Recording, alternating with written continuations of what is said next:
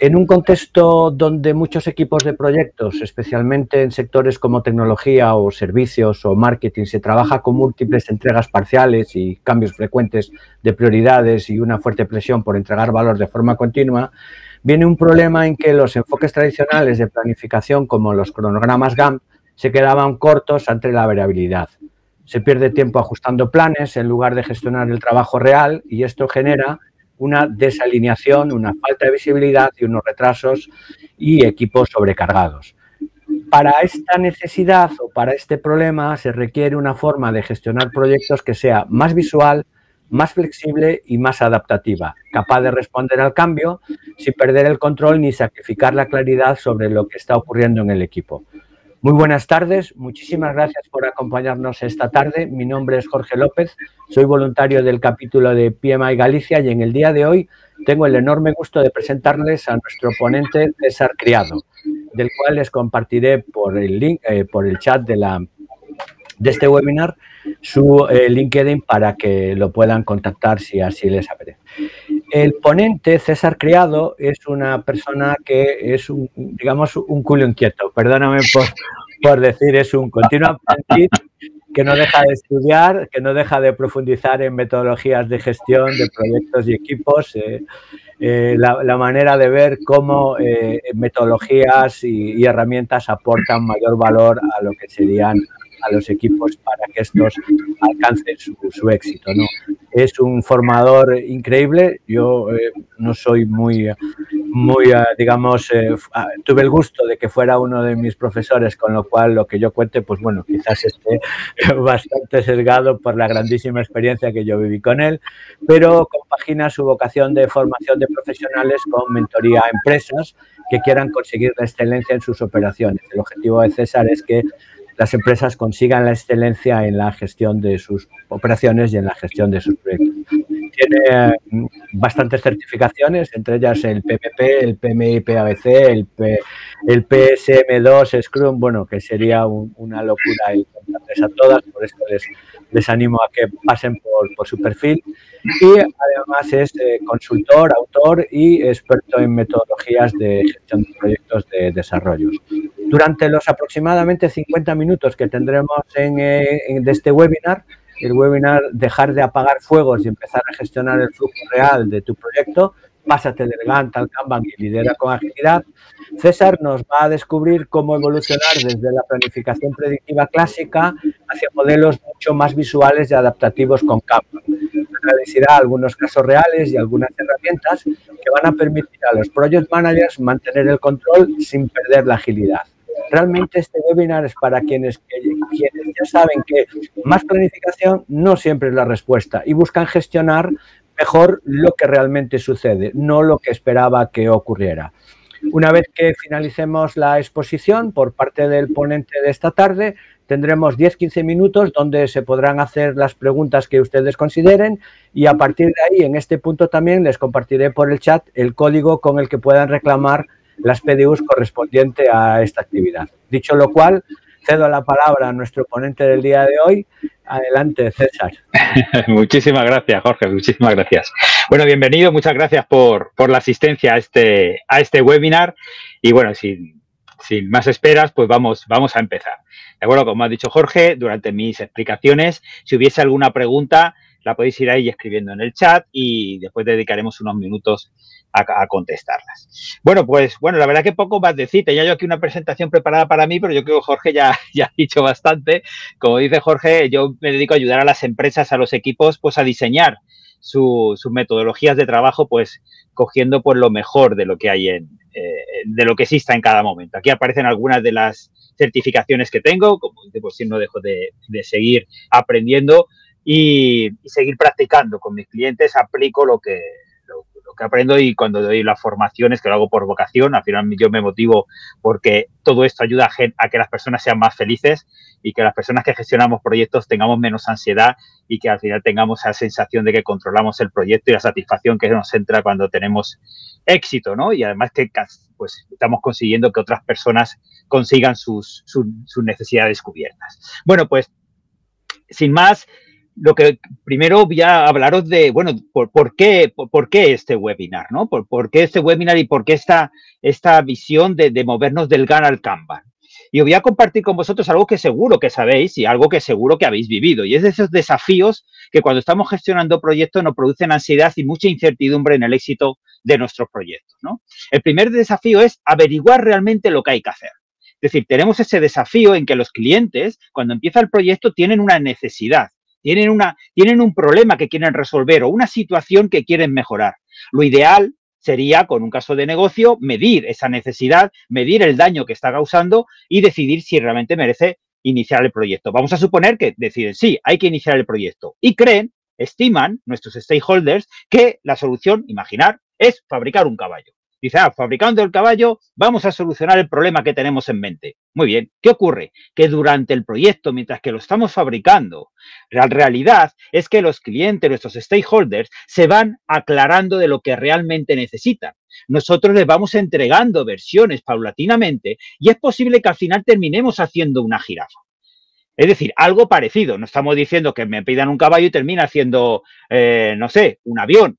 Es demasiado cambio de alcance, pero sí hay ajustes de alcance. Y nos encontramos con ese desafío. ¿Cómo podemos, de acuerdo, el superar este desafío y averiguar lo que realmente hay que hacer? Es decir, lo que realmente va a solucionar el problema, la necesidad que tienen nuestros stakeholders. Desde luego, esto lo vamos a conseguir y nos va a ayudar una comunicación y colaboración cotidiana entre el equipo del proyecto y nuestros stakeholders. Tenemos que gestionar nuestro proyecto con un enfoque no predictivo. De tal manera que es como decir, gestionar y tomar decisiones para averiguar cuanto antes lo equivocados que estamos, dando por hecho que realmente estamos equivocados y que hay algo en la toma de requisitos, hay algo, algún malentendido, hay algo que el cliente no se ha aclarado bien y o los usuarios o nuestros stakeholders cuando lo van viendo el producto durante el proyecto cuando se van aclarando las ideas. Primer desafío. Segundo desafío que nos encontramos, que tardamos en llegar a lo importante para nuestros stakeholders. La tradición, la forma tradicional de gestionar proyectos nos ha enseñado a construir de forma secuencial y tenemos proyectos de este estilo. Es decir, imaginar que me piden un proyecto que es construir una jirafa y digo, venga, pues voy a hacerlo secuencialmente, voy a empezar por la parte trasera a la parte delantera. Al principio todo va bien, nos sobra tiempo, pim, pam, lo hacemos perfectamente bien. Pero según avanza el proyecto, empieza la complejidad, empiezan los imprevistos, empiezan los cambios de alcance, que es donde digo, Diego, que ahora me he enterado, que ahora me doy cuenta, todos los imprevistos que pueden ocurrir, a pesar de la excelente gestión de riesgos que tenemos, los riesgos emergentes, aquellos que no podemos prever, están ahí siempre amenazando y siempre ocurriendo, con lo cual cuando llega al final del proyecto, claro que construyo la jirafa. Con suerte, la construyo, pero ¿con qué calidad? ¿Con qué resultados? Al final las patas delanteras de la jirafa están, nadie me puede decir que no he hecho las patas, pero ¿con qué calidad están hechas? ¿De acuerdo? Y eso es porque nos han enseñado a construir de forma secuencial.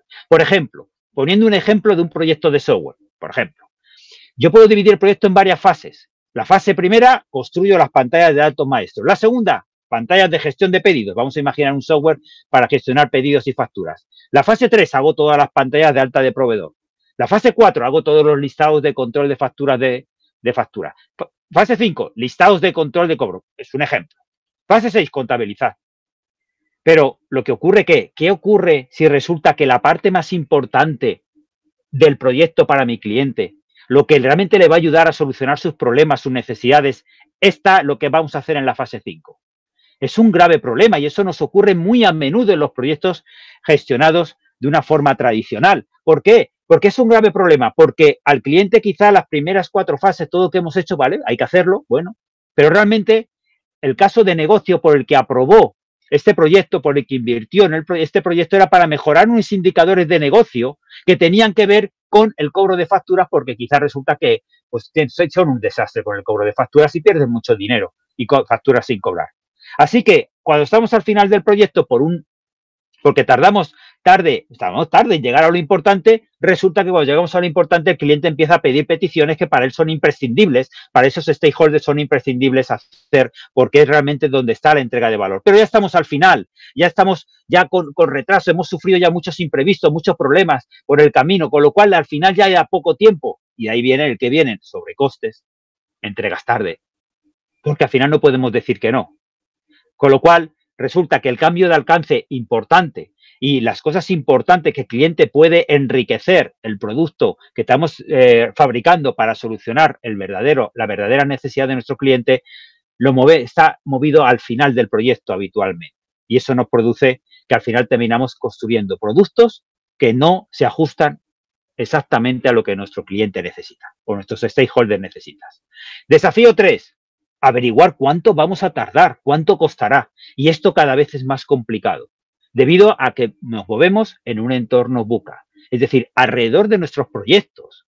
Son volátiles, el cambio es constante de la competencia, constante la situación sociopolítica. Es un cambio constante que además no podemos predecir.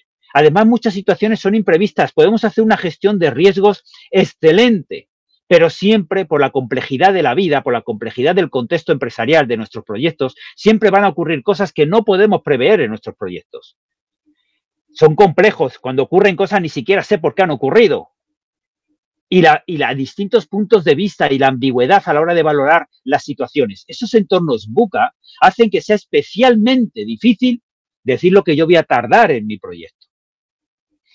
Y de hecho tenemos que tener en cuenta también ese cono de la incertidumbre que está asociado a cualquier proyecto independientemente del sector en el que estemos trabajando. Es decir, al principio de un proyecto, mi estimación puede variar muchísimo porque hay tanta variabilidad, tantos imprevistos que pueden ocurrir durante el proyecto, que realmente hasta que yo no vaya avanzando en mi proyecto, no voy a irme acercando a una previsión más exacta de cuánto voy a tardar o cuánto va a costar. Por eso una responsabilidad que tenemos como directores de proyecto, como personas que dirigen proyectos, es tomar las decisiones durante el proyecto adecuadas para que la incertidumbre vaya reduciéndose, porque el cono de la incertidumbre no se reduce solo. Si no tomo decisiones apropiadas, el cono puede ser muy ancho hasta casi al final del proyecto y hasta que no termina, no se reduce. Tenemos que intentar tomar las decisiones apropiadas para reducir ese cono, de tal manera que nuestras estimaciones sean cada vez más acertadas, con un umbral cada vez más cercano. Así que vamos a ver estos 3 desafíos, cómo los podemos enfrentar teniendo en cuenta los principios de dirección de proyectos que tenemos en el PMBOK 7. Vamos a recordar estos principios que son los que nos vamos a basar en el resto del webinar. Tenemos el principio de enfocarse en el valor. Importante, muy importante este principio. Daros cuenta de lo que dice. Dice, los equipos de proyecto evalúan el progreso y se adaptan para maximizar el valor esperado. Es decir, aquí no nos centramos en lo que estamos haciendo, sino en el valor esperado, en los resultados que se están esperando que consigamos con lo que estamos construyendo. De hecho, este centramiento, de centrarse en estos resultados, es primordial para conseguir este principio y para hacer el cuarto que voy a comentar, que es el de ser agentes de cambio. Porque ahora lo importante no es construir lo que nos piden. Lo importante es que los indicadores de negocio que eran los originarios, lo que se querían modificar, lo que se querían mejorar en la empresa, se mejoren. Fijaros cómo ha cambiado la definición de gestión de proyecto. Esto fue en el 1969. Esta es la definición que aparecía en el PMBOK. Decía, focalizado en cumplir, esa definición está focalizada en cumplir las restricciones. De ahí venía el triángulo de hierro, ¿verdad? Ese de cumplir el presupuesto, cumplir el plazo y el alcance acordado. Y hemos estado así todo un montón de años. Pero fijaros cómo es la definición moderna. Se dice, no se limitan a producir algo. Es decir, no consiste en producir algo. Consiste en conseguir unos resultados que aporten valor. ¿Cómo se sabe ese valor que se espera de los proyectos? Tenemos que tener unos indicadores y unas métricas al principio. Eso nos dirige el valor. La entrega de valor de nuestros proyectos es si realmente durante el proyecto y al finalizar el proyecto, realmente esos indicadores han mejorado. Aunque hayamos terminado haciendo algo distinto a lo que se pensó inicialmente. Claro, tenemos que aprender a gestionar proyectos para poder conseguir eso de forma eficiente. ¿Qué más valores nos ayudan a sobrevivir a esos desafíos que os he comentado? El principio de navegar en la complejidad, ser conscientes que nuestros proyectos van a vivir en un entorno complejo, que van a pasar cosas que no puedo prever, que no puedo ser predictivo, no puedo predecir qué voy a hacer dentro de un mes ni dentro de 2 meses. Y como no se pueden controlar todo lo que va a pasar, tenemos que modificar nuestra forma de trabajar, nuestra forma de gestionar, de dirigir el proyecto, nuestras decisiones, para estar preparados a todos los impactos que va a tener que soportar nuestro proyecto. Sí o sí, porque es un principio que es una realidad con la que vivimos. Así que, cuando hacemos un GAN e intentamos adivinar todo lo que vamos a hacer durante los 8 primeros meses, no estamos teniendo en cuenta la complejidad en la que va a vivir nuestro proyecto. Adaptabilidad y resiliencia tiene que ver mucho con el anterior. Pero aquí me quedo con esta frase, es decir, fijaros ese tercer punto que aparece ahí, la atención a los resultados en lugar de a las salidas facilita la adaptabilidad. Es decir, durante nuestro proyecto nos focalizamos en los resultados. ¿Qué son los resultados? Esos KPIs, esos indicadores de negocio que tenemos que mejorar, por los cuales se aprobó el proyecto. Esos son los resultados. Eso es a lo que llamamos entrega de valor. Independientemente de lo que nos han pedido construir. Lo que nos han pedido construir puede cambiar. Empezamos con un caballo, terminamos con una jirafa.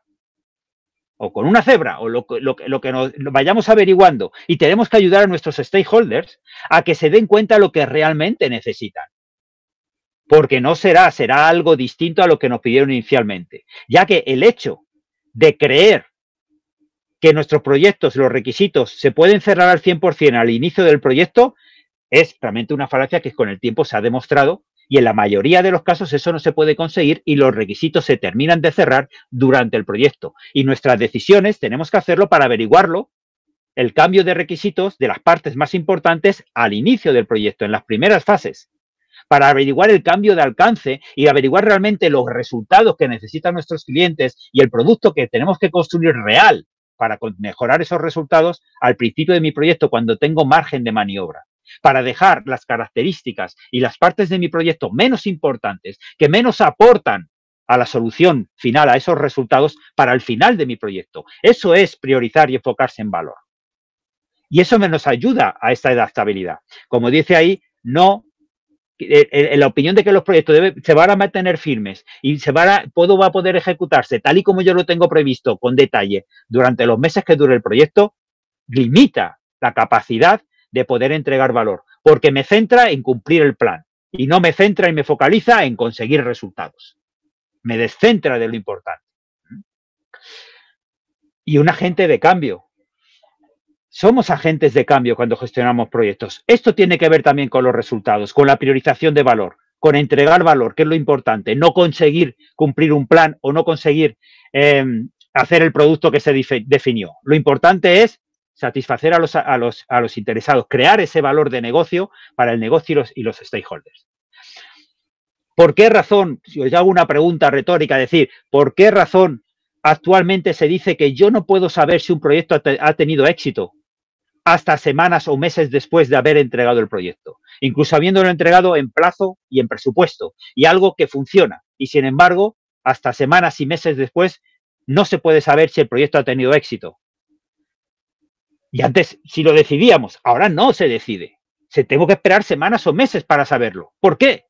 Porque el proyecto existe no para construir algo solicitado en plazo y presupuesto. El proyecto existe para mejorar los indicadores de negocio.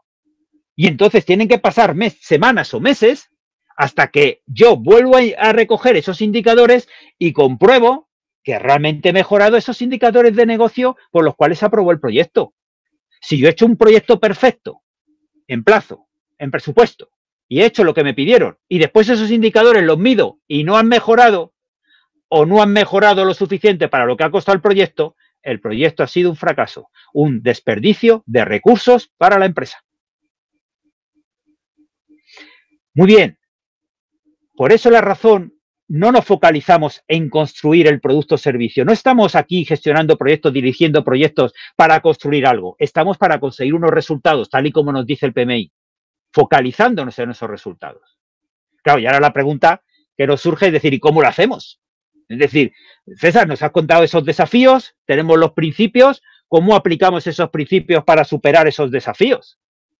¿Cómo aplicamos esos principios del PMI para poder solucionar y saber rápidamente lo que realmente hay que construir para conseguir los resultados esperados? O para averiguar las partes importantes que le importan al cliente al principio y no al final. O para poder estimar y tener una previsión dentro de la complejidad en la que existen nuestros proyectos, tener una previsión de lo que voy a tardar o lo que falta para terminar el proyecto. ¿Cómo lo hacemos? Bueno, pues aquí, de acuerdo, vamos a ver cómo realmente metodologías modernas como Kanban nos ayudan a utilizar los principios de dirección de proyectos para solucionar y mejorar esos desafíos que hemos hablado al principio.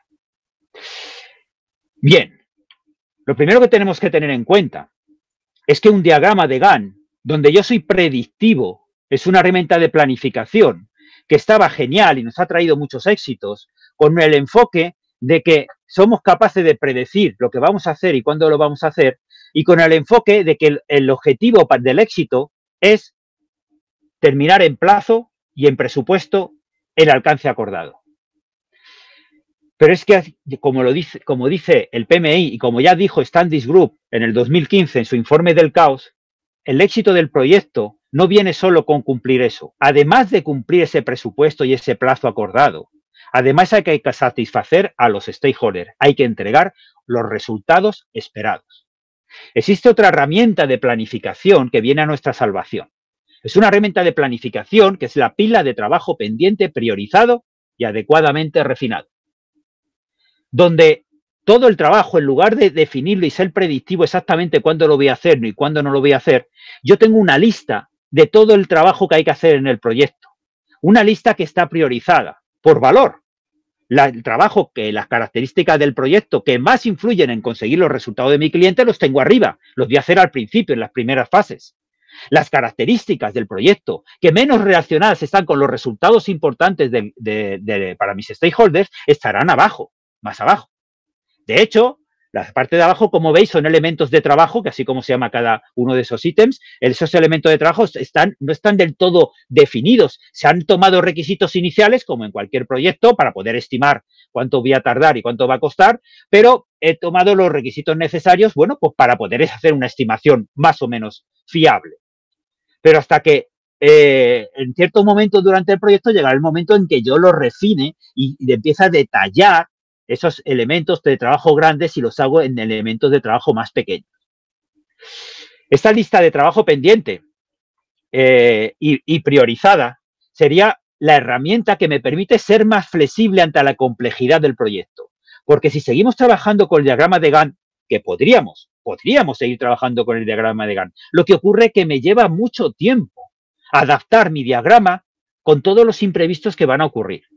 Además, para poder trabajar priorizado por valor, cada barrita del diagrama de Gantt que poníamos antes, en el diagrama de Gantt, habría que dividirlo en partes muy pequeñitas. Y cada vez que ocurra un imprevisto, cada vez que hay un cambio de alcance, cada vez que hay un cambio de prioridades y me demos cuenta que algo es más importante que otra cosa, tendría que rehacer todo el diagrama de Gantt. Eso lleva mucho tiempo. Y estaría más tiempo modificando el diagrama que avanzando, que tomando decisiones, que gestionando riesgo, que tomando decisiones para el éxito. La herramienta de planificación de lista de trabajo pendiente me da esa flexibilidad y me permite, como vamos a ver, mucha previsibilidad sobre el futuro del proyecto.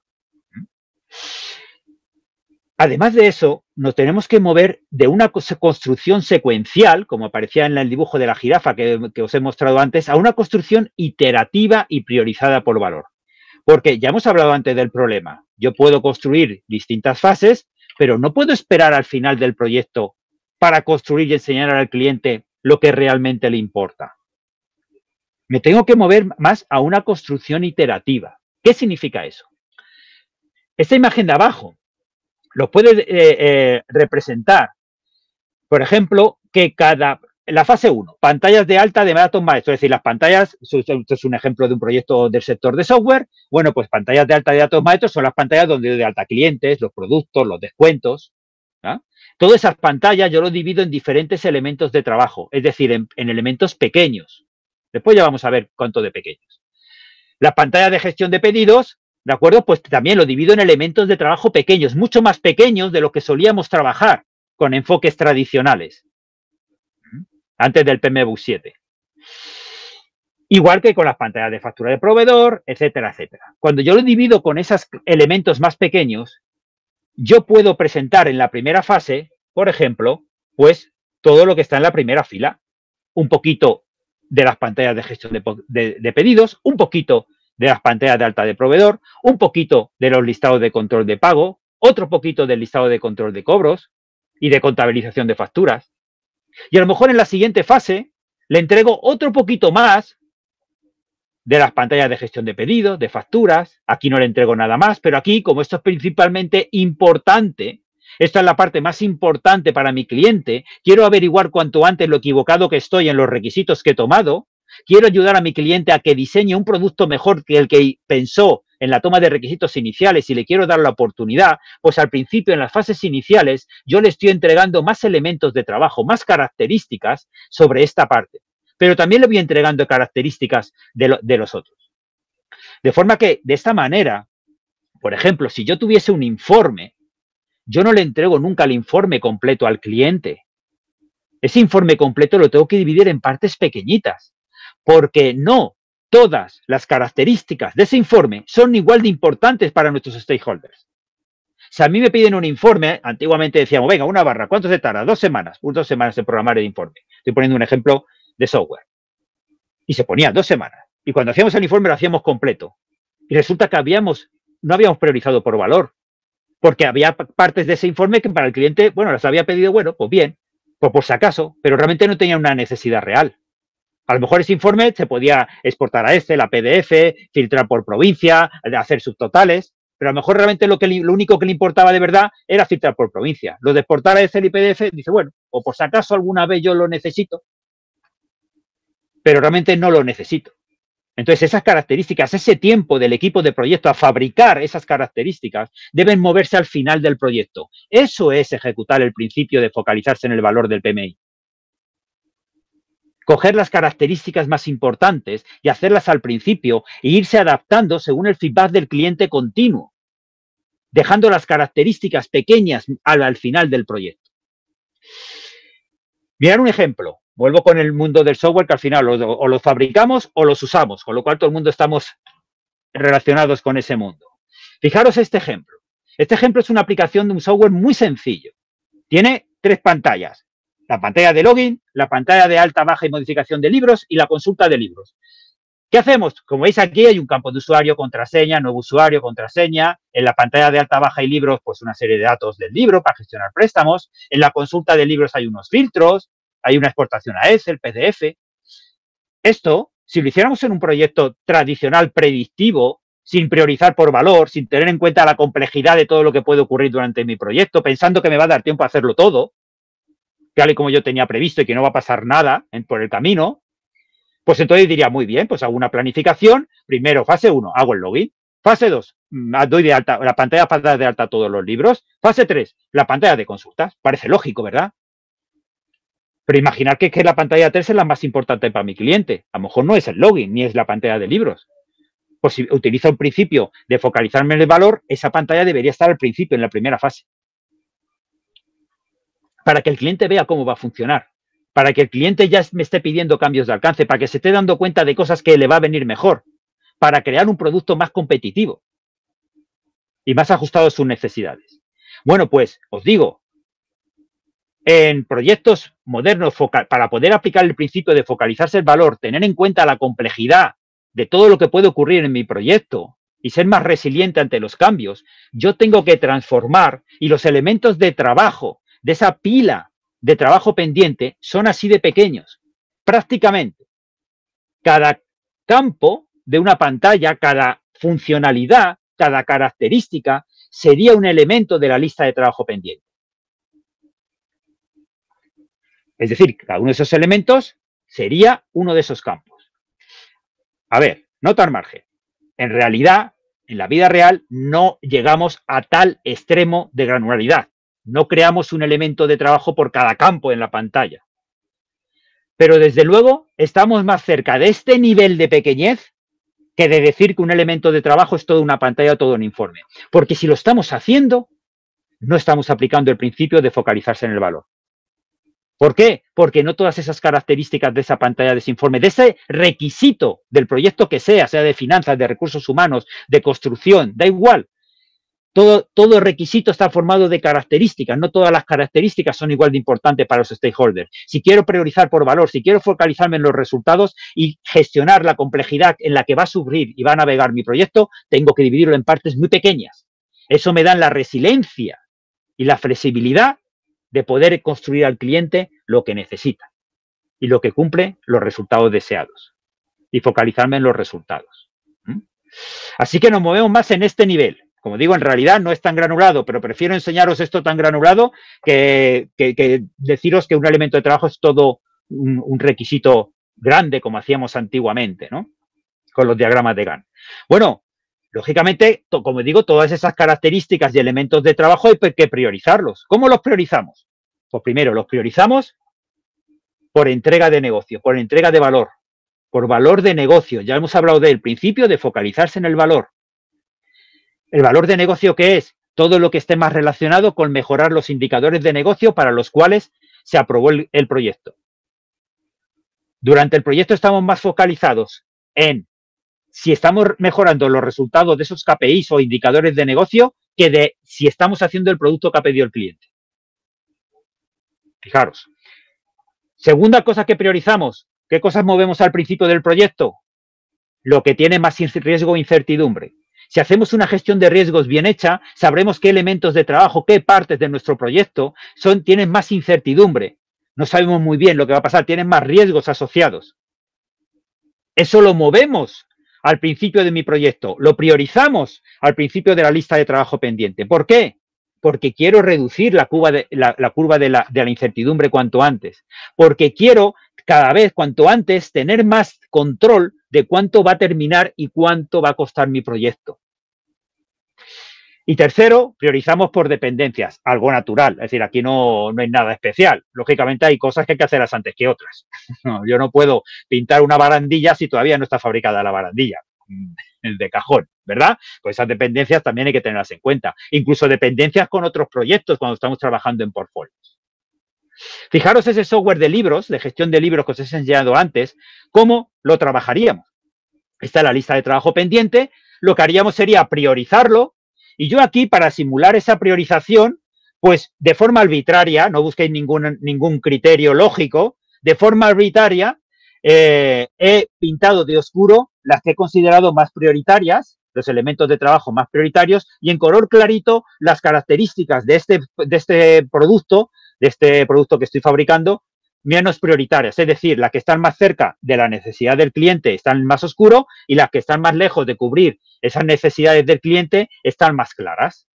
Como aquí no he compartido cuál es la necesidad del cliente, pues simplemente os digo que lo he priorizado al azar, porque yo no puedo priorizar si no sé el problema que quiere resolver el cliente. Solo con requisitos yo no puedo priorizar, porque yo no sé qué es la mayor entrega al cliente. Tendré que hablar cotidianamente con los stakeholders para averiguar cuáles las características o elementos de trabajo que son más importantes, que le ayudan a resolver su problema inicial. Y entonces lo que voy haciendo es que en las distintas fases voy creando versiones del producto final de forma que voy de lo más importante a lo menos importante. ¿Sabéis lo que está ocurriendo gracias a la aplicación de los principios del PMI? Que los proyectos están terminando antes de tiempo. Gracias a aplicar esta priorización por valor. Esto es aplicar el principio de focalización en valor. Los proyectos terminan antes de tiempo y por eso han aparecido cláusulas nuevas que se meten en los contratos cuando una ejecutora de proyectos sabe que es capaz de vender a sus clientes y terminar antes de tiempo, se meten cláusulas especiales que están ahí y se han tenido que inventar porque está pasando algo que no pasaba nunca y es que los proyectos terminan antes de tiempo. ¿Por qué terminan antes de tiempo? Porque puede llegar nuestro cliente, nuestros stakeholders, y como yo estoy priorizando por valor, resulta que a lo mejor cuando llegan aquí, después de la versión 3 del producto, dicen, oye, para, que resulta que tú me has dicho que el producto iban a hacer 5 meses, que lo íbamos a dividir en 5 fases, de un mes cada fase, que resulta que cada fase me iba a costar 100.000 euros, y ahora resulta que estoy viendo esto, me has entregado la versión 3 con las características más importantes para mí que hemos estado decidiendo juntos con la colaborativamente y resulta que lo que falta en la versión 4 y 5 no me merece la pena pagar 200.000 euros por esas características. Yo ya tengo el producto que necesito. Y la empresa ejecutora dirá, bueno, pero si tú me lo pediste ya, pero te lo pedí, pero son cosas sin importancia. Yo ya no quiero continuar. Y entonces se para el proyecto. Lógicamente, esto hay unas reglas con previsibilidad para poder ir cerrando el proyecto con tiempo, para ir reasignando al equipo y se llega a un acuerdo. Vale, tú te estás ahorrando 200.000 euros gracias a mi gran gestión y dirección del proyecto, a mi priorización, a la aplicación de los principios de la dirección del proyecto del PMI. Tú estás terminando antes de tiempo y te estás ahorrando 200.000. Pues entonces, de prima, tú me dame un 20%, un 30% de ese dinero que tú te estás ahorrando. Te has ahorrado un 80% de ese dinero que lo hubieses gastado con una empresa que no gestionase los proyectos de la forma adecuada. Así que tú te ahorras ese dinero y yo gano, por ser excelente dirección de proyectos, yo gano ese 20%. Esa cláusula existe y se ha tenido que inventar porque los proyectos empiezan a terminar antes de tiempo por esta razón. Porque llega el cliente y se da cuenta que con esto ya tiene el producto que necesita y que cubre sus indicadores de negocio. Y lo demás, lo que queda por hacer, son cosas que para ella, para esos stakeholders, no tienen mayor valor. No valen lo que va a pagar por ellos. ¿Por qué tenemos que dividir además por partes lo más pequeñas posibles? Como digo, no a nivel de campo, ni tan pequeñitas, lo digo, pero estamos más cerca de este nivel que de cosas más grandes. Pues fijaros, porque yo necesito, para saber si estoy entregando valor, necesito la inspección continua con los clientes. Así que si yo hago grandes bloques y abro con los clientes y le digo, voy bien, voy bien, voy bien, como vaya mal, tengo que deshacer mucho más trabajo. Así que voy a entregarles valor a pequeños cachitos, elementos de trabajo pequeños, para ir hablando con ellos cotidianamente y averiguar cuanto antes lo desviado que estoy. Y si estoy desviado o hay algo que mejorar, tengo que deshacer el menor trabajo posible. Pues una vez que entendemos esta herramienta de planificación, que es la lista de trabajo pendiente priorizada con elementos de trabajo pequeños, que están priorizados por valor para aplicar el principio de focalizarse en el valor, para navegarla con la complejidad que supone todos los cambios que va a haber, y por eso me centro en lo importante, porque no sé si me va a dar tiempo a hacerlo todo. ¿Cómo seguimos? Pues podemos utilizar los tableros Kanban para gestionar ese trabajo. ¿Cómo lo hacemos? Kanban tiene estas 6 prácticas, pero me voy a centrar en este webinar en 2 de ellas, ¿de acuerdo? En 2 de ellas, y en unas gráficas que las acompañan. Lo primero, con Kanban visualizamos el estado en que se encuentra cada uno de esos elementos de trabajo dentro del proceso de fabricación. Aquí veis algunos ejemplos, parecen un desastre, pero sin embargo, lo de arriba era cuando las personas trabajábamos en la oficina todos, y lo de abajo es con herramientas ya online, ¿de acuerdo?, que nos ayudan a implementar la metodología Kanban. Al final parece un caos, pero para los equipos que gestionaban estos proyectos, solo con una mirada ya sabían dónde estaban sus bloqueos, dónde estaban sus impedimentos y dónde tenían que focalizar sus esfuerzos para salir adelante. Entonces, visualizar primero los estados, las columnas, por lo que pasa cada elemento de trabajo de mi proyecto. Eso es lo primero. Lo segundo, bueno, dentro de esas columnas, aquí las básicas de esas columnas sería en espera, en ejecución y terminadas. Este backlog, pues es todo este backlog, es decir, toda la lista de trabajo pendiente, en inglés le llaman el backlog, pero las columnas del Kanban tiene 3 básicas. Como mínimo tiene que tener en espera, en ejecución y terminadas. En espera son las tarjetas, las tareas, los elementos de trabajo, esas tarjetas amarillas representarían ese elemento de trabajo, que están ya preparadas para empezar a ser trabajadas, para empezar a ser ejecutadas. Cuando son ejecutadas se pasan a la columna de ejecución y después se pasan cuando se han terminado a la columna de terminadas. Esto como mínimo tiene que existir esto. Después, si nuestro proceso de trabajo veo que en ejecución puedo poner otros estados, pues pongo otros estados. Lo importante aquí en Kanban es saber que no estoy definiendo un proceso de trabajo, estoy definiendo estados en el que se encuentran cada elemento de trabajo. Hay unos momentos importantes, este momento de solicitud es cuando añado un elemento de trabajo del backlog, lo pongo en espera porque ya está preparado para poder ser listo, ya está súper definido, están los criterios de aceptación, los requisitos están cerrados, verificados, validados, modelados, está preparado ya para empezar, dependencias eliminadas, y llegar a un momento que se empieza a trabajar. Cuando se empieza a trabajar ha pasado el momento del compromiso, y cuando lo entrego y he terminado, pasa al momento de entrega. Así que en Kanban medimos estos tiempos. Es la base. ¿Qué queremos? Queremos que el tiempo de ciclo sea el menor posible. Que cada elemento de trabajo que en el proyecto empezamos a trabajar, cuanto antes ya me dé feedback el cliente. Porque, ¿por qué queremos que tarde poco? Para que el cliente lo vea cuanto antes y me dé feedback. Para entregarle a cachitos pequeños y el cliente me vaya diciendo, los stakeholders, si voy bien, si voy bien, si voy bien. No que me confirmen que estoy haciendo lo que me pidieron, sino que me confirmen que lo que estoy haciendo, sea lo que me pidieron o no, es lo que resuelve su problema. Además, tenemos en cuenta el WIP. WIP es Work in Progress, en español, trabajo en curso, que son el número de elementos que tenemos empezados y todavía no se han terminado. Por otro lado, medimos el rendimiento, que es la capacidad del equipo. ¿Cuántos elementos de trabajo terminamos por día? Y fijaros que cuento elementos de trabajo. En Kanban contamos elementos de trabajo. ¿Por qué? Porque los elementos ya son suficientemente pequeños. Se dice que se tarde de 1 a 3 días, depende del sector en el que estemos trabajando. Con lo cual son pequeños. Y dice, bueno, pues, ¿por qué no estimamos, no sé, las horas o el esfuerzo que estamos consumiendo? Porque la complejidad es tal en la que se ejecutan nuestros proyectos, que algunos irán más rápido, otros más lentos. Por mucho que nosotros estimemos lo que vamos a tardar, la variabilidad va a ser alta, porque la calidad es insacrificable.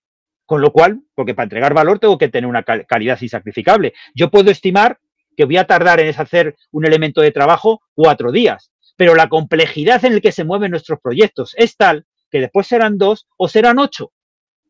Con lo cual, esa variabilidad hace que realmente nosotros valoremos cuántos elementos de trabajo yo termino por día. Y esa es la medida que me ayuda a optimizar el trabajo de mi equipo y a cumplir la fecha fin de proyecto con los resultados esperados. Al final hay una fórmula en Kanban, porque Kanban tiene mucha estadística detrás, que es la ley de John Little, que dice que el tiempo de ciclo, es decir, lo que tarda un elemento de trabajo desde que empezamos a trabajar hasta que el cliente me da feedback, hasta que se lo entrego al cliente y me dice si es correcto, si le ayuda o no le ayuda, si tiene valor o no.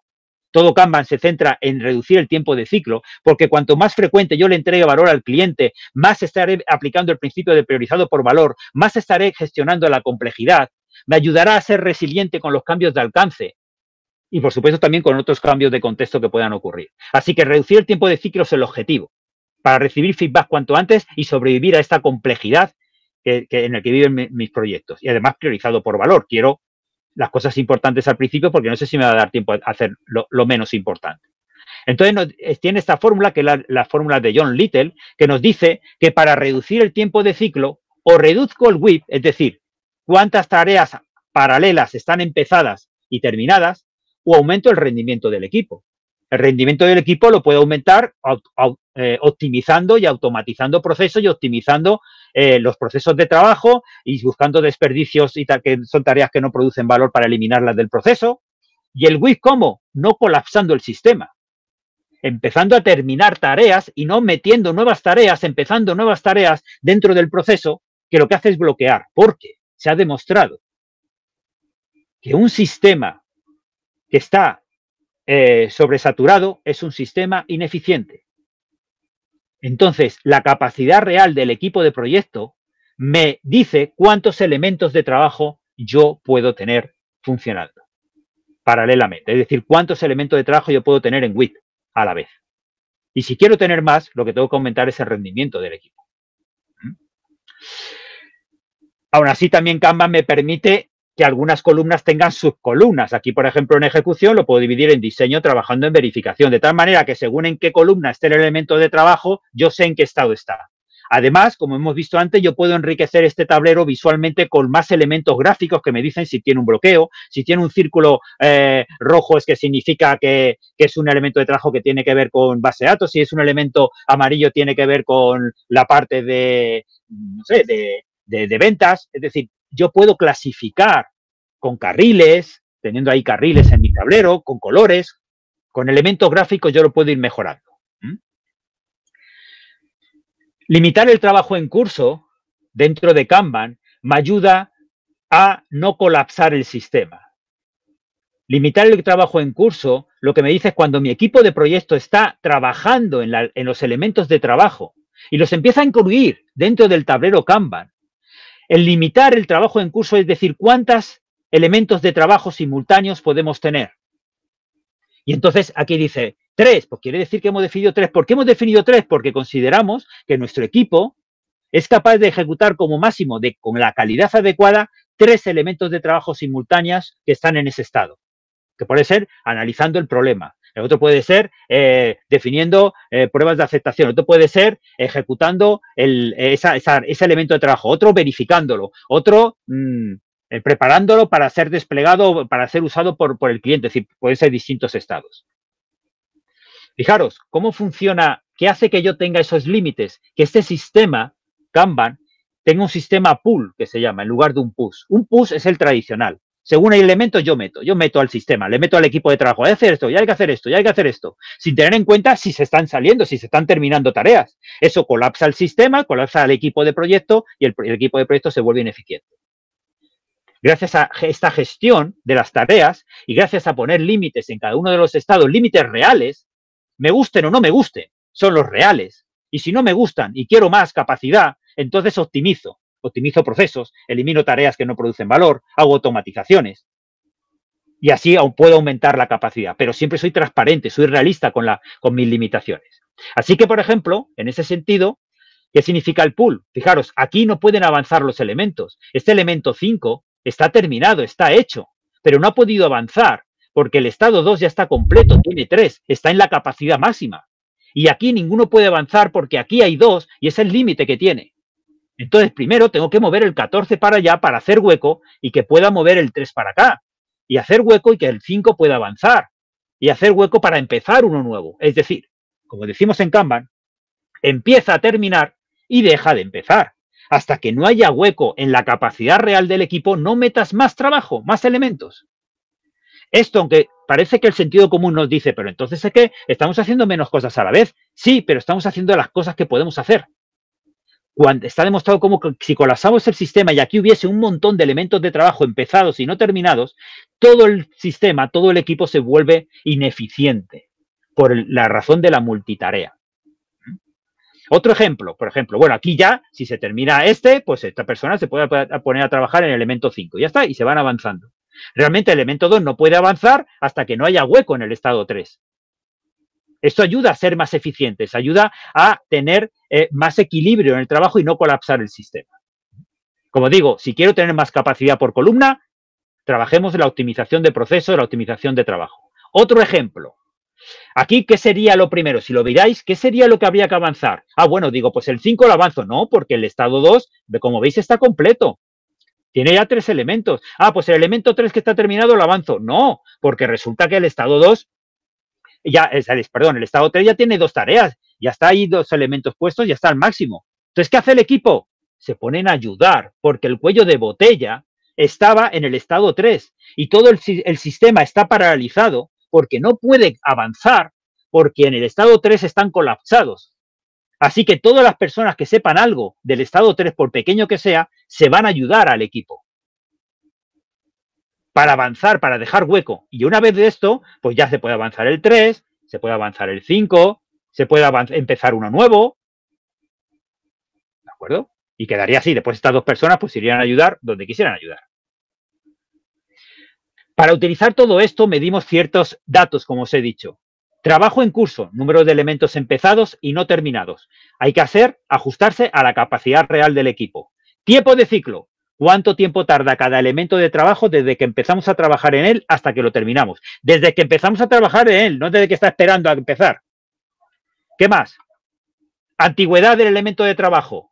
¿Cuántas horas? Y hablo de horas, no de días. ¿Cuántas horas lleva siendo WIP? ¿Cuántas horas lleva ese trabajo, ese elemento empezado y no terminado? Cuando yo voy contando una antigüedad, pues primero pasa 1 hora, 2 horas, 3 horas, 4 horas, 5 horas. Y llega un momento que se termina. Bueno, pues si ha estado 5 horas, el tiempo de ciclo de ese elemento de trabajo será 5. Si otro ha estado 7 horas, pues ese tiempo de ciclo de ese elemento de trabajo ha sido 7. Y otro será 2. Y otro será 4. Y como yo he dividido mi proyecto en elementos de trabajo muy pequeños, priorizados por valor, yo lo que quiero es entregar valor rápido, rápido, rápido, para recibir feedback del cliente rápido, rápido, para manejar la complejidad, para adaptarme a los imprevistos, porque los elementos son pequeños y por lo tanto puedo adaptar el orden del trabajo según voy avanzando en mi proyecto, puedo absorber los cambios de alcance de mi cliente porque estoy dividiendo en partes pequeñas todo el trabajo que me está pidiendo y aún así cumplir el presupuesto y cumplir el plazo. Y cuando llega el fin del proyecto, la fecha fin, lo cumplimos. Aunque queden elementos sin hacer. ¿Por qué?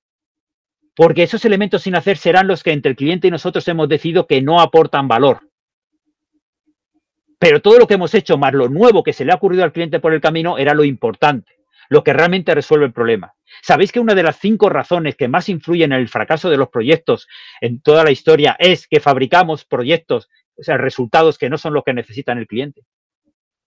Es una de las 5 razones por las que fracasan proyectos, principalmente estadísticas de proyectos de tecnología. Y después el rendimiento, número de elementos de trabajo, de elementos del Product Backlog que terminamos al día. Debido a estos datos, nosotros tenemos que tener en cuenta, y debido al rendimiento, al final tiempo de ciclo, pues influye en el rendimiento, en cuánto terminamos al día. Lo que queremos es terminar el mayor número de elementos de trabajo al día. Y para eso tenemos que reducir el tiempo de ciclo. Tenemos que ser conscientes de algo, que no podemos ser deterministas, porque vivimos en una incertidumbre continua, en ese principio de complejidad que nos dice el PMI, y tenemos que cambiar nuestra gestión y hacerla bastante más complicada, por cierto, pero más eficiente. Mirad un ejemplo, ¿de acuerdo? Por ejemplo, yo voy al trabajo y cuento los días, y a mí me pregunta mi jefe, oye, de promedio, ¿cuánto vas a tardar mañana? Y yo he hecho cuenta y digo, mira, como he tardado en los 5 últimos días estos minutos, 35 minutos. Ir a trabajo aquí en Madrid, pues bueno, pues es una lotería, un accidente, unas obras, es decir, a veces puede tardar eso, pues cada vez tarda una cosa. Pero ¿qué pasa si un día resulta que ha habido, no sé, ha llovido un poquito más de la cuenta y tardo eso? Ya la media son 52. ¿Cuánto le digo a mi jefe? ¿Que tardo 35 o que tardo 52? Esa incertidumbre de este viaje que estoy simulando es como ejecutar un elemento de trabajo en mi proyecto. ¿Cuánto vas a tardar? Ah, está estimado en 3. Digo, pues está estimado en 3. ¿Pero has tenido en cuenta la complejidad, el principio de complejidad? ¿Has tenido en cuenta todo eso? Podrá ser 5, podrá ser 2. Esto pasa lo mismo, por ejemplo, cuando intentamos coger la media. Hay que huir de la media. Es decir, yo no puedo saber cuánto voy a tardar en un elemento de trabajo y, por lo tanto, tener una previsibilidad del futuro de mi proyecto cogiendo la media de lo que estoy tardando. Por ejemplo, si tiro 2 dados, el resultado más probable es un 7. Pero, sin embargo, la probabilidad de que salga un 7 es un 16%. Un 16,7%. Incluso el valor más probable es muy poco probable. Todo esto pasa en entornos con alta incertidumbre. Y la gestión de proyectos y la dirección de proyectos son un entorno con alta incertidumbre. Así que, de una vez, tenemos que ser conscientes que lo que tardamos en hacer los elementos de trabajo de un proyecto es una variable probabilística, porque el mundo es tan complejo que no sé exactamente cuánto voy a tardar en hacer cada elemento de trabajo. Lo único que puedo saber es que son pequeños. Ya está. Lo único donde puedo moverme. Así que si quiero priorizar por valor, si quiero navegar en la complejidad, si quiero ser resiliente, como dicen los principios del PMI, resiliente ante los cambios. Si quiero realmente producir un cambio que se centre en los resultados del cliente y no en hacer lo que se ha pedido simplemente, tengo que tratar, para hacer mis estimaciones, para trabajar con la lista de trabajo pendiente, elementos pequeños y trabajar con mis previsiones utilizando enfoques probabilísticos. Fijaros, ¿cómo lo hacemos? Y rápidamente os voy a enseñar diagramas Kanban. Este diagrama se llama diagrama de flujo acumulado. No hay tiempo en un webinar para analizarlo, pero os digo, esto se va midiendo día a día. Y día a día está representando cómo está mi tablero Kanban. Y analizando la anchura de esos colores que veis, esto simula un tablero Kanban con todas estas columnas, yo puedo saber qué columna, qué estado resulta que necesita más recursos y qué estado resulta que están sobrados de tiempo y resulta que están terminando más tareas que las que entran. Con lo cual me ayuda a tomar decisiones. Pero hay aún más, hay cosas mejores que esto. El diagrama de tiempo de ciclo. ¿Esto qué me dice? Fijaros la previsión que me da esto y cómo me ayuda a ser eficiente en mi proyecto y terminarlo más rápidamente esos elementos de trabajo y además tener una previsión de cuándo terminaré mi proyecto. Casi, más exactamente que cuando teníamos un diagrama de Gantt. Esto se hace de la siguiente manera. Es un gráfico de dispersión Y cada vez que un elemento de trabajo se termina, es decir, se mueve a la última columna, busco la fecha de mi proyecto en el eje horizontal. Pues ahí en el eje horizontal están todas las fechas de mi proyecto. Y luego en el eje vertical me digo el tiempo de ciclo, es decir, cuánto tiempo, cuántas horas, por ejemplo, ha estado ese elemento de trabajo empezado y no terminado. Ese es el tiempo de ciclo. Pues ha estado 8 horas. Pues yo pinto un puntito en ese día a la altura del 8. Cuando termino otra tarea el mismo día o otro día, busco la fecha y pongo un puntito en el tiempo de ciclo que ha tenido. ¿Que ese día he terminado 2? Pues busco el día y uno ha estado 6 días siendo empezado y no terminado y otro 8 días empezado y no terminado. Pues lo marco. Muy bien, y así continuamente, ¿de acuerdo? Y así continuamente. ¿Qué ocurre? Que yo puedo coger y gracias a ese gráfico de dispersión sacar estos cálculos. Hay herramientas donde esto no lo hacen automáticamente. Fijaros, esto es un 8. No lo veis, pero es un 8. En esta línea está el 50%. Esto me está diciendo que históricamente, yo miro el proyecto cuando llevo 3 meses, 2 meses, y digo, anda, históricamente resulta que el 50% de todos mis elementos de trabajo los acabo en 8 o menos días. Esa tabla me dice que el 70% lo acabo en 12 o menos días. ¿Esto para qué sirve como directores de proyecto? Porque yo, de aquí, como lo que yo tardo en terminar cada elemento de trabajo es algo probabilístico, debido al principio de complejidad. Entonces, lo que me sirve es decir, yo sé a un 50% que si los elementos de trabajo que quedan en la pila de producto, en esa lista de trabajo pendiente, van a tardar menos de 8 días, yo puedo estimar con una probabilidad cuánto voy a tardar en terminar el proyecto. Y esto lo puedo calcular desde el primer mes, desde el segundo mes, hasta el final del proyecto. Y realmente me estoy basando no en estimaciones que yo hice al inicio del proyecto, sino en datos reales que miden la capacidad real de mi equipo.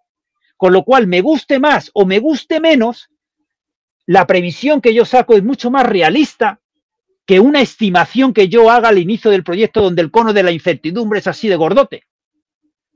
Y yo, según avanza el proyecto, cada vez yo puedo estimar, pues mira, vamos bien, vamos mal, no vamos a terminar. Si vamos a terminar, voy a necesitar 8 días más. Voy tomando decisiones de priorización, de negociación de alcance. Pero tengo una visión completa y además probabilística. Yo le puedo decir a mi cliente, mira, tenemos un 80% de terminar en tal fecha. Y un 60% de terminar entre esta fecha y esta fecha. Se lo puedo decir de forma probabilística, que es una estimación realista. Porque el mundo es complejo y no puedo decir una fecha fija porque es mentira. Porque no sé lo que va a pasar en el futuro, pero me puedo basar en que las cosas que han pasado en el pasado, unas me han ayudado más y otras me han perjudicado más, y eso puede pasar en el futuro. Pero ahí no queda la cosa. Es que esto lo puedo mejorar. Porque yo puedo tener esta gráfica, que es la antigüedad de los elementos de trabajo. Esta gráfica se mide de la siguiente manera. Proviene de aquí, los percentiles, proviene de esta gráfica. ¿Veis? Esta tablita me dice que menos de 8 horas, el 50% de mis elementos. Menos de 15 horas, el 85%. Muy bien, ¿vale? Perfecto. Yo dibujo esta gráfica. Esta gráfica, veis que abajo están las columnas de mi tablero Kanban, que son el estado en que se encuentra el elemento de trabajo. Cada puntito azul es el elemento de trabajo. El numerito que está escrito es el ID, el código. Es un código. No nos dice nada. Simplemente es el código del elemento de trabajo para diferenciarlos. Y yo en el eje vertical pongo horas y dibujo los percentiles. Esto, cada vez que avanza un día, los elementos que están en curso los subo, un día, una hora, se van subiendo. De tal manera que todos estos puntitos es como que según avanza las horas, van subiendo hacia arriba. Cada vez tienen más antigüedad.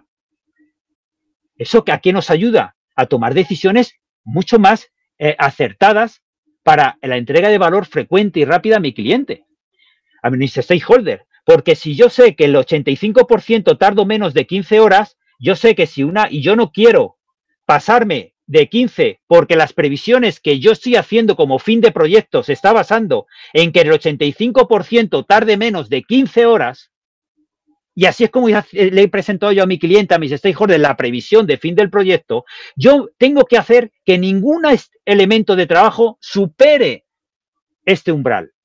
Así que, si estoy, por ejemplo, en desarrollo activo y ya estoy aquí arriba, digo, uy, me estoy acercando mucho. Bueno, y el 13 ya ni os cuento. Le queda avanzar 4 estados y está ya llegando al límite. Pues vamos a priorizar equipo de proyecto. Vamos a echar una mano todos, todo lo que podamos, a la 13 para hacerla avanzar, corriendo para que no supere el 85%. Vale, y después nos ponemos con la 22. Perfecto, venga, vamos a avanzar con la 22 porque está cerquita. La 6 todavía tenemos margen y la 89 vamos fenomenal. Vamos a dejarla ahí. Y según terminamos, avanzamos nuevo. No sé si sois conscientes de esto, la potencia que tiene. La potencia que tiene es que yo tengo una previsión de mi proyecto, de fin de proyecto, mucho más realista que con metodologías tradicionales. Porque si yo he basado mi estimación en que todos los elementos de trabajo van a tardar menos del 85%, yo con estas gráficas y con esta forma de trabajar, yo mantengo que ninguno supere el 85%. Y si lo mantengo, yo voy a entrar en esa fecha, en ese periodo que he previsto de mi proyecto. Todo esto, ¿por qué lo hacemos? Lo de siempre, para recibir feedback de mi cliente y navegar en la complejidad y asegurarme que estoy entregando valor y entregar los resultados que realmente mi cliente quiere. Y hasta aquí hemos llegado. Hasta aquí hemos llegado. Muchísimas gracias, César. Como siempre, una exposición magnífica. Pasamos ahora, si os parece, al turno de preguntas. Sí. No sé si alguien de las personas que nos acompaña esta tarde tiene alguna pregunta que pueda exponer a través del chat o que se sienta libre de abrir el micro y contarla de viva voz. Claro. Y entre que se animan y no se animan, a mí me surgió una pequeña duda y si queréis rompemos un poco el hielo para el turno de preguntas, ¿vale? Sí. A mí me gustaría saber de alguna manera, con toda esta información de la que nos has hablado, cómo todo eso nos podría ayudar a dar una estimación del rendimiento futuro de los equipos. Bien, mira, para hacer eso nosotros en Kanban, y como digo, este Kanban, como si yo os he estado aquí explicando, realmente está alineado con los principios del PMI. Realmente es una manera muy adecuada de aplicar los principios del PMI, ¿no? Bueno, pues, si volviendo para contestar esta pregunta, voy a volver aquí a esta diapositiva que he compartido antes. ¿Qué hacemos? Como digo, yo quiero limitarme, de acuerdo, al 85%, que no quiero subir del 85%, pero como dices, ¿cómo puedo hacer una previsión de que lo que yo voy a tardar en el tiempo de ciclo, recordar que esos percentiles vienen de esta gráfica anterior, voy a volver a esta gráfica anterior, bien, que vienen de aquí, ¿cómo puedo yo estimar la capacidad de trabajo que va a tener mi equipo en el futuro? Es decir, ¿qué tiempo de ciclo va a tener el futuro? Pues para hacerlo utilizamos la simulación de Monte Carlo. Algo que si alguien no lo conoce, parece una cosa como parece muy complicada, algo de estadística, te digo ya que los proyectos modernos para manejar esta complejidad y esa priorización por entrega de valor, y tenemos que movernos en entornos probabilísticos, porque es un mundo totalmente incierto, y eso nos da realmente más datos y más para tener mejores previsiones. Bueno, pues utilizamos la simulación de Monte Carlo. Para decirlo resumidamente y fácilmente, como digo, es algo que después cuando se conoce es fácil de utilizar, pues lo que hacemos es lo siguiente. Es como si metiésemos en un cubo de lotería, ¿de acuerdo?, todos los tiempos de ciclo que he tenido hasta este momento. Por lo tanto, si yo he tenido 10 veces un tiempo de ciclo de 5, pues habrá 5 bolas con el 5. Perdón, lo he dicho mal. Si yo he tenido 10 en ese periodo que llevo de proyecto, 10 veces el tiempo de ciclo de los elementos de trabajo ha sido 5, pues tendré 10 bolas con el número 5. Si solo una vez he tenido una del 18, habrá una bola en el bombo con el 18. Si he tenido 25 elementos de trabajo que su tiempo de ciclo, el tiempo que ha tardado desde que empecé hasta que terminar, pues solo he tenido una que he tardado 18, solo habrá una bola de 18 en el bombo. Y así es como si lo metiese en el bombo. Eso es lo que hace una simulación de Monte Carlo. Y entonces, ¿qué hago? Digo, venga, muy bien.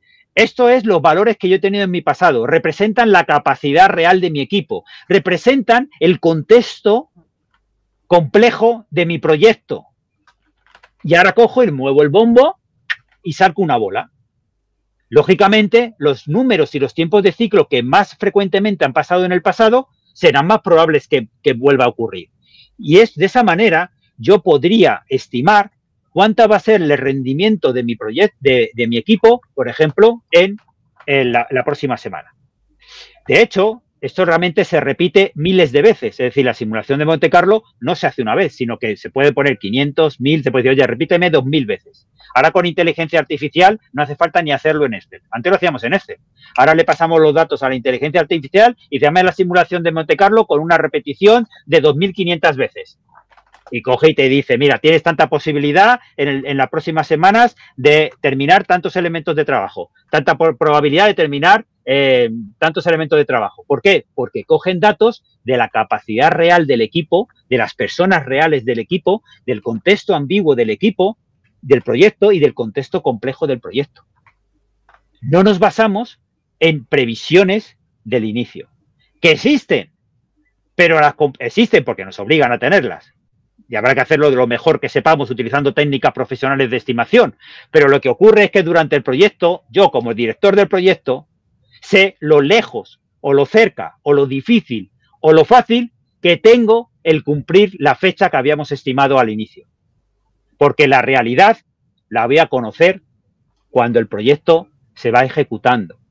Y tengo que saber lo difícil que lo tengo para saber tomar decisiones adecuadas para ajustar la fecha realista con la fecha prometida. Así que la respuesta es con la simulación de Monte Carlo, que como digo, suena así muy complicado, pero luego es una cosa bastante sencilla y además ya se automatiza todos esos cálculos. Muchísimas gracias, César. Sí. ¿Alguna otra pregunta? Si alguien tiene alguna otra cuestión. Aún así, si después de este webinar alguien tiene alguna pregunta sobre este tema, pues puede contactar conmigo a través de LinkedIn, me haga la pregunta que yo le contesto y con todo placer. Pues finalizamos entonces con la respuesta, la simulación de Monte Carlo de César, esta ronda de preguntas, ¿no? Al final este webinar ha sido una invitación para dar el paso hacia modelos visuales, adaptativos y centrados en el flujo de trabajo real como Kanban, ¿no? Y si queréis un poco como resumen, y César me corrija, lo que yo me quedé es que el plan no es la realidad, lo importante es cómo fluye el trabajo día a día. La visibilidad es poder, si no ves el sistema no vas a poder mejorarlo. Adaptarse no es improvisar, es tener un sistema ágil, estructurado y coherente, y Kanban no compite con la planificación, sino que la complementa y la hace más viva. Liderar con agilidad es liderar el potencial del equipo y no controlar cada una de las tareas. Quisiera agradecer nuevamente a nuestro ponente el tiempo dedicado a la preparación de este webinar y a todos ustedes por compartir su tiempo con nosotros. Permítanme, para finalizar, recordarles que pueden mantenerse informados de las actividades de nuestro capítulo a través de su página web y les animo, si no lo han hecho ya, a suscribirse a nuestra newsletter y a seguirnos a través de nuestras redes sociales, LinkedIn, Instagram y nuestro canal de YouTube que inauguramos hace poquito. Les voy a compartir a través del chat de esta reunión todos los enlaces para que les tengan disponibles y decirles también que para solicitar la PDU, en este caso, deberían de enviar un link, perdón, un correo a PMI, a nuestra dirección de PMI, le facilitaremos el código para que puedan solicitar esa PMU. Y muchísimas, con esto, pues nada más que agradecerles su participación en el día de hoy y una vez que me permita el chat compartirles la información, pues aquí está, perfecto, y les comparto todo eso. No sé si damos un minutito para que lo puedan poner.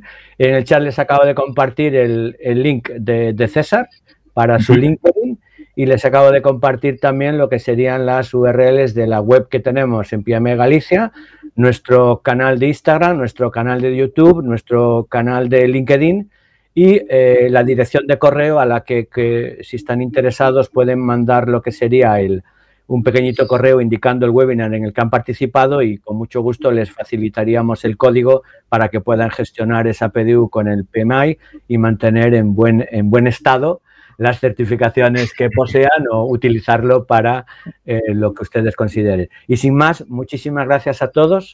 Y, muchas gracias. Que sepan que aquí, que en PMI Galicia es su casa y estamos para atenderles eso. César, como siempre, un gusto el escucharte y la verdad no tengo más que agradecerte todo lo que haces y nos veremos en clases, mi querido maestro. Muchas gracias. Un placer estar aquí con vosotros. Ok. Gracias. Hasta ahora, entonces. Hasta luego. Chao, chao. Gracias.